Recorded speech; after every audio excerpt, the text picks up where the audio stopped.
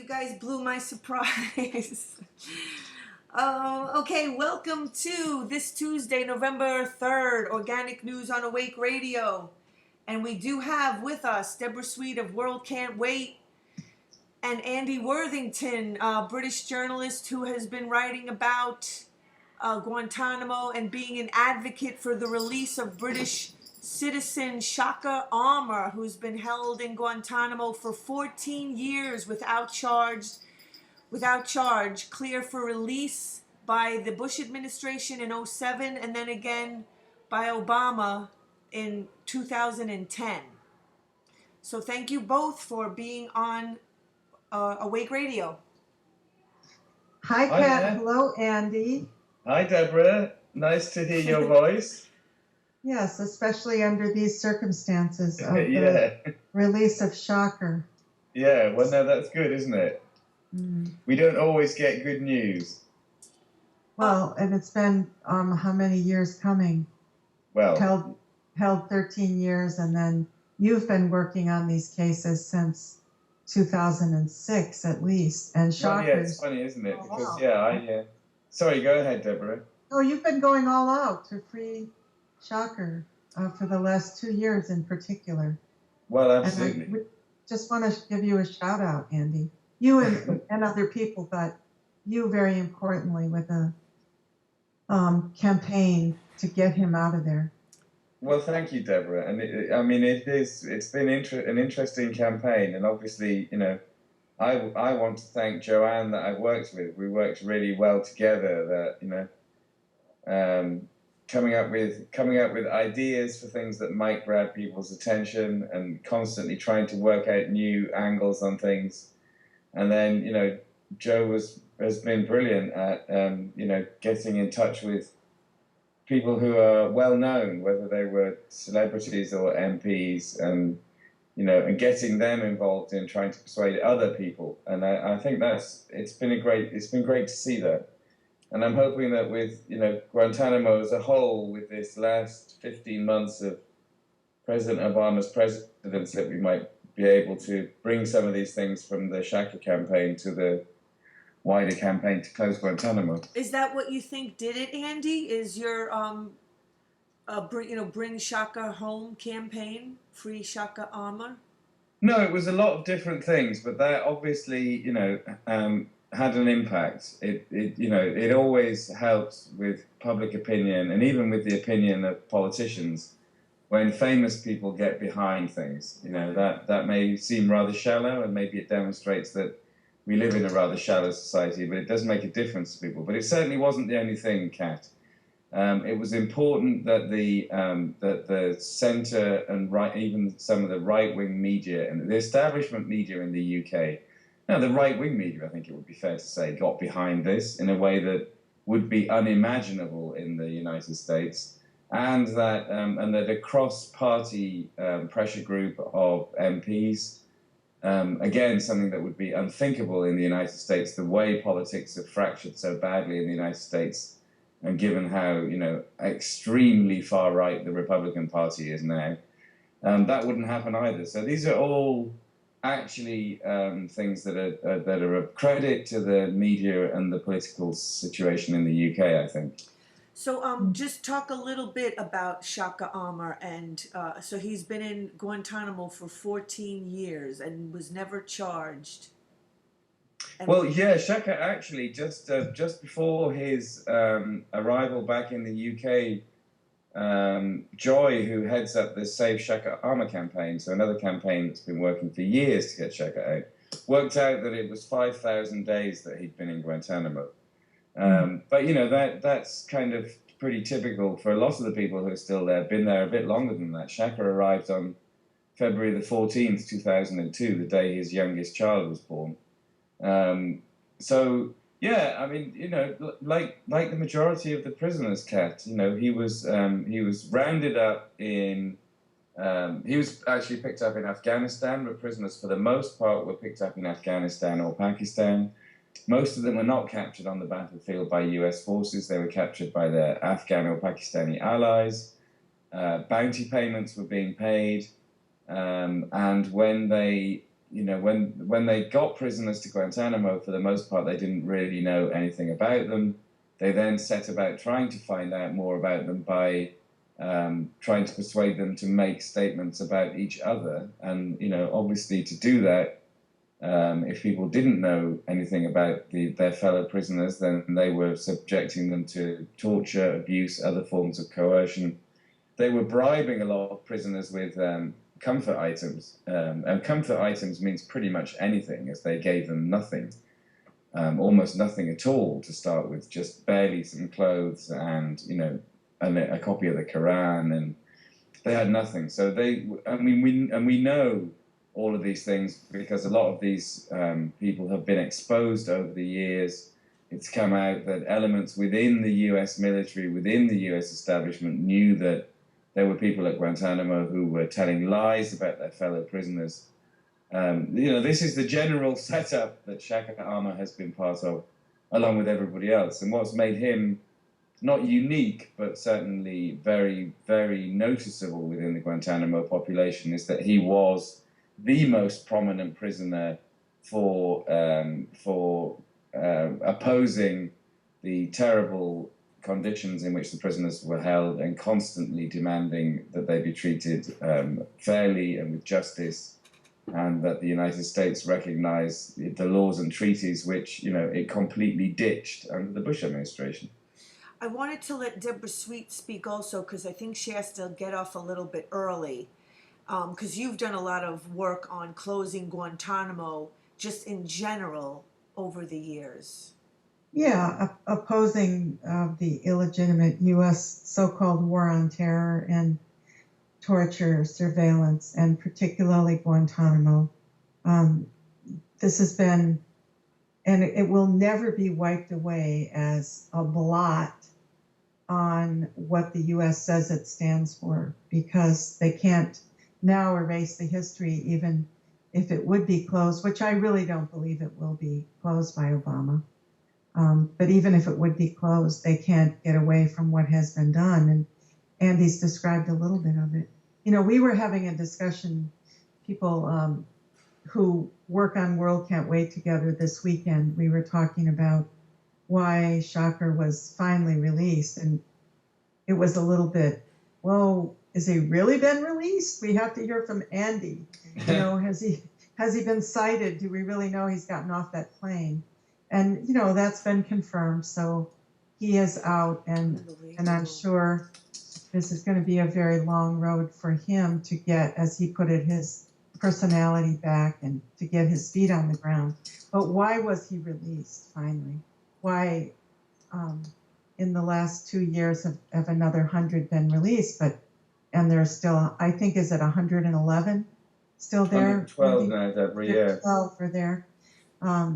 Why was he released? Well, one of the important reasons is because there was almost a camp-wide hunger strike in 2013, more than 2 years ago, and that really shook things up again. We finally got the prison and the outrage of it back into the international media, and the prisoners were very unified for months in their hunger strike. That really shook up the U.S. government in particular. They released some people, and Obama got had to respond. He was forced to respond by this. I know we did a full page ad in the Times. There were all sorts of hunger strikes and protests around the country. But I really give the major credit to the prisoners as a whole. And then, of course, what Andy says is absolutely true. Shaker is clearly an amazing human being with oratorial gifts and just a lot of grit and determination not to settle for being killed and not to settle for other people being killed there. So that he was a very big force in his own freedom. And then, I would say very secondarily, people like us around the world working to keep this in front of the public of the world and, to challenge these governments, which all colluded with each other, especially the U.S. I have just one question, like a clarifying question that I just really don't understand because, I hear a lot of people say, in interviews that I do with people on here, about all of the U.S. funding of the very people that they say that they're trying to undermine, or like whether it's Al Qaeda or ISIS. And so how do they end up calling someone like a Shaker Aamer a criminal or a terrorist when they kind of like fund a lot of this stuff? Well, yes, they have state power, don't they? And they don't keep it by honest means.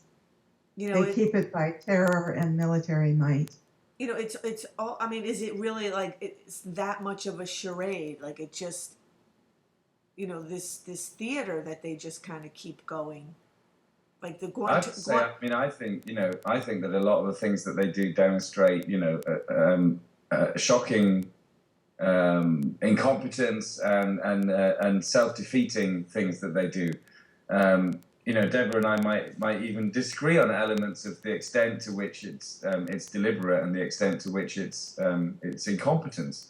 But I think that they're always about, one of the biggest industries in the UK is the international arms industry, where these people running the show get to make a vast amount of money in bribes and backhanders of profit, but by selling weapons of mass destruction to people that they can't trust. I mean, how idiotic is that?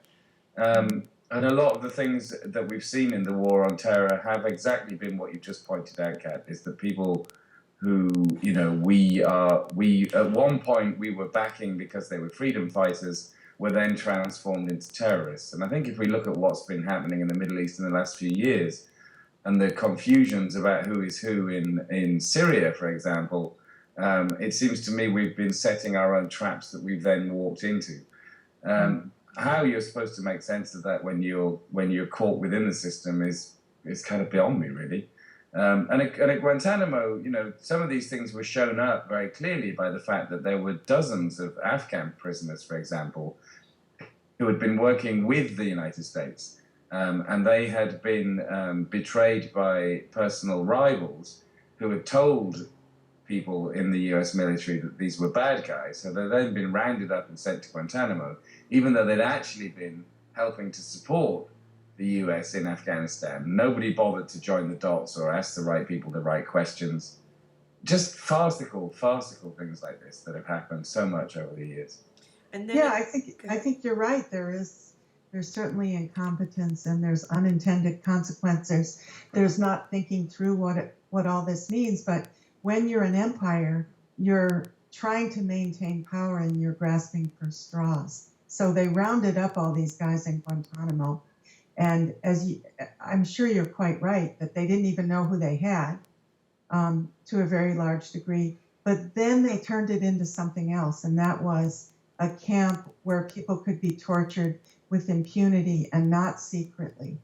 The U.S. was very open during the Bush regime that we are going to have a situation where we can torture you. And this was a symbol and a message to the rest of the world. Even more so, I think, than it was to the unfortunate people who ended up in Guantanamo. It was deliberate. And then they try to cover up their incompetence, which just makes everything worse. But, just add, Well, they're still trying to hide that. Yeah. Right, like, always. Like, they're not going to ever admit. I mean, like, look at how long it took them to release him. Like, they're not going to admit that they have these people there that that didn't do anything, that don't deserve to be there. And they're torturing them too. I mean, I read, in the article, I think it was from, that you wrote, Andy, his intense distrust of doctors because of their participation in the torture. Yeah, well, no, absolutely. It's clear why he would be suspicious after everything that's happened to him. I mean, this guy's recovery. I mean, if he ever fully recovers, is going to be extensive. Yeah, I mean, I think something about him has a very, very positive outlook on life. I mean, I think this is a man of enormous spirit. So, I would imagine that will help him to heal. I don't know. I don't know whether you ever quite get over the kind of trauma that these people have gone through. But I do think that what happens is that the very fundamental basis of who you are as a human being. Are you a positive person? Are you somebody who can't cope with it? That those things must really, really come out at a place like Guantanamo. And I think, for all that Shaker Aamer has been through, his resilience and the strength of his personality have almost always been there. I mean, despite the persistent attempts to crush him. In some ways, I feel, sorrier and more worried about those people who are not so resilient, who've been crushed by Guantanamo, and who then, in a few cases where they leave Guantanamo and then can't adjust to a normal life, they're then blamed by the people who did that to them in the first place, as though the US somehow isn't responsible for destroying human beings, when actually part of the purpose of Guantanamo was to see whether they could destroy people's minds. Right, they probably were using it as some sort of like an experiment, like they were experimenting, Manchurian mentally, candidates. And in terms of the drugs that they were doing, I mean, a lot of those things are in some ways continuations of decades of experimentation on people who are prisoners. They were giving him a malaria drug. Yeah. In a place where he has no possible chance of getting malaria. Well, they were giving a lot of the prisoners massive doses of a dangerously psychotic malarial drug, which I took in not large doses, but I remember it was the one that they used to prescribe you when you went on travels to places with malaria about 25 years ago. And it was the one that you were supposed to take every week. And I took it for the first couple of Sundays, and then it made me feel so weird that I stopped taking it. And that's the one that they were basically, close to overdosing people at Guantanamo. Oh, my God. Yeah, just part of what was going on there. I mean, on so many levels, I think things were happening. But I think perhaps, bringing up that story of that drug, it is worth stepping back from it and thinking there were some very horrible people who were using this as a lab. For for medical experimentation, psychological experimentation, for part of a process of trying to work out how you could destroy people. Why use rats now when you can just test on humans? I mean, on the question of Shaker and others recovering, I just want to say, and I have no way of communicating with Shaker or any of the rest of them, but I do hope that he can quickly respond to the touch of his children and their voices and the humor of his friends and people around him, and quickly, absorb that, take it in, and realize how much love was going in his direction. All of those years. And admiration and support. Yeah. I hope so as well, and I mean, I'm sure that to some extent he that will be happening. I think the problem with the kind of trauma that he'll have is the disconnect between that and the conditioning that you've been through to be alone. He's been alone for such a long time that that must be hard. But I mean, I'm hoping that I will get to see him in the whenever he's ready, that he will be meeting people who've worked so hard to get him free. I mean, I know I've been hearing that that people are trying to make sure he doesn't get kind of overwhelmed, because I don't think from inside Guantanamo, isolated so much, even though he knew about all the work that people were doing, that in Guantanamo he could comprehend the scale of it really. So if he gets well, it will be, I'm sure, wonderful for him to realize how much support he has, so long as he doesn't feel too indebted to everybody. You know what I mean? It could be overwhelming for him. I wanted to just talk about, the reason why I played Hey You was because of the letter that he wrote to Roger Waters. Shaker Aamer wrote, and he actually wrote the lyrics, of Hey You out there in the cold, getting lonely, getting old. Can you feel me? And Roger Waters had read it I forget where the video is. It is on YouTube, but it was also on a website. Yeah. I mean, it's on his Facebook page, on Roger's Facebook page, and also there's a Vimeo video of it that's quite readily available as well. But I mean, if people Google Roger Waters' Shaker Aamer video, they should find that easily enough. It's very moving, I think. Roger was clearly very moved by it, and then got involved in Shaker's case. And yeah, I mean, he's been great. He's been very involved over the last it's the last year really. I think it was last summer that Clive sent him that letter, and then I'd already been introduced to Roger, and then when we set up, my colleague Joanne McInnes and I, when we set up We Stand with Shaker, with the giant inflatable figure of Shaker that we were using to bring attention to him. And we had a launch outside Parliament here last November. Then Roger came over for that, which was absolutely great. I just wish there were more, more celebrated musicians like him. Yeah. Isn't that the truth? People Yeah, of conscience who have a platform and artists speaking out for justice in the world. Yeah, I mean, he's definitely not afraid to, I mean, I see in the news, I think it was just recently telling Bon Jovi, because Bon Jovi was going to play in Israel, and he was coming out about that. Well, Roger persistently does that. I mean, when I first met him, the Rolling Stones were going to play in Israel, and he was wondering how he could stop them, which you can't do. Oh, they. I think but then just after that, then came the news that Neil Young was going to play in Tel Aviv, and I didn't know what that was about at all.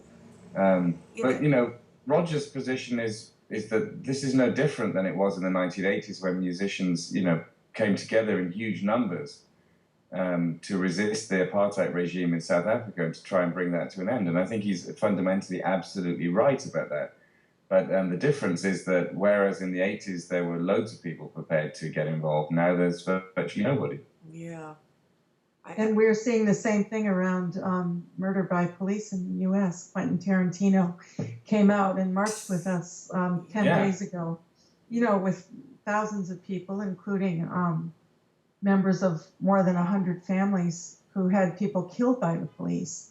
And he said there's something very simple. Murders are murders. Exactly. And murderers are murderers. And I'm going to stand with the murdered. And he's been, terribly vilified and his livelihood threatened with boycotts and the police saying that they won't protect his film sets and so forth.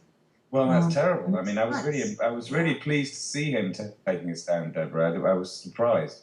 But I'm always very pleased when people do it. And a few more actors in particular are standing up for him, and that's important. Well, hopefully that will contribute to a debate about why this isn't, why he's exactly right. This is exactly, and I'm sure that's why it's important that Roger and Quentin and many other artists stand up and do this, because it makes people look at why would they risk something. In order to make a political point. It's so ridiculous that you can't even just point out the obvious, that these people they did in fact have their family members, unarmed family members, just flat out murdered by police. Well, when you step back from the United States and look at it from abroad, like when we look at it from the UK, and I'm really not saying that we have a wonderful police force, but what we don't have is an insanely, prevalent gun culture, and the impunity with which the police, pull the trigger and then ask the questions afterwards. It's shocking. It's so profoundly shocking to look at what happens in the US and to think that there's no attempt made to stop it. I mean, the same is true of, a lack of gun control, of just, high school massacre after high school massacre, and yet the death penalty. And yet you're not all allowed the to suggest people that there should be some kind of, mental health screening Exactly. involving, buying weapons of mass destruction. It's insane. The fact that Yeah, and the death penalty, Deborah, and, the hugely disproportionate number of people held in prisons in the United States compared to anywhere else in the world. All of these things. Well, we need And Andy Worthington and Roger on tour Yeah. here with others of us in January 2016 because Guantanamo is still not closed. no, well, that's my little area, Deborah. I'd love to be involved in all of the other things as well. But if I was in the States, of course I would be. But I will be focusing still on my main issue. And we have got. I'm already trying to come up with some plans because we have to, count down to the end of Obama's presidency and try and make this thing happen. And I'm looking forward to seeing you all again at that point. Yes, in only 2 months. Yeah. Yeah, bring Roger with you. Listen up. Well, I hope so. I hope Roger will be around. Yeah, the work isn't done yet. There's more Shaker Aamers in Guantanamo, I'm sure. No, there absolutely are. There aren't people that are quite like Shaker in the sense that his personality is so huge that it transcended Guantanamo so effortlessly, I think. That's why as soon as his lawyer Clive Stacker Smith started getting Shaker's words out of Guantanamo years ago, they really hit people. He's a very strong personality, and but we know that there are people in Guantanamo who need their stories telling. We know the work that CCR has been doing recently to try and promote the story of Tariq Bawada, their client, who weighs just 75 pounds. Now that's what the weight of a kind of 10-year-old boy. This is a grown man who looks like an Auschwitz survivor, who's in Guantanamo, and they won't let him go. He's asking a judge to order the government to release him because he's going to die at Guantanamo, and he's not somebody that they even want to hold. Like Shaker, they said 6 years ago that they didn't want to hold him, and now the Justice Department is trying to prevent a judge from ordering his release. The Justice Department is prepared to let him die rather than release somebody that they said 6 years ago they didn't even want to hold in the first place. I think that Kafka will be spinning in his grave, hearing about things like this. Yeah, I hope you guys can come back on again because I only had you both until 6:30, which it is now, and We will come back in January on the anniversary of Guantanamo. Please come back on. Live and in person. Yeah, absolutely. Of course. Okay, great. And I want to thank you both and congratulations to Shaker Aamer. I can't even imagine the relief that this guy feels. Yeah. Holy yeah, moly. exactly. Very nice to talk to you, Kat. And lovely to talk to you as well, Deborah. Yeah, so Deborah, your website is worldcan'twait.org. .net. .net. Yeah. And Andy Worthington, yours is? andyworthington.co.uk. Thank you so much. Good night, all. Okay, good night. Thank you. Good night.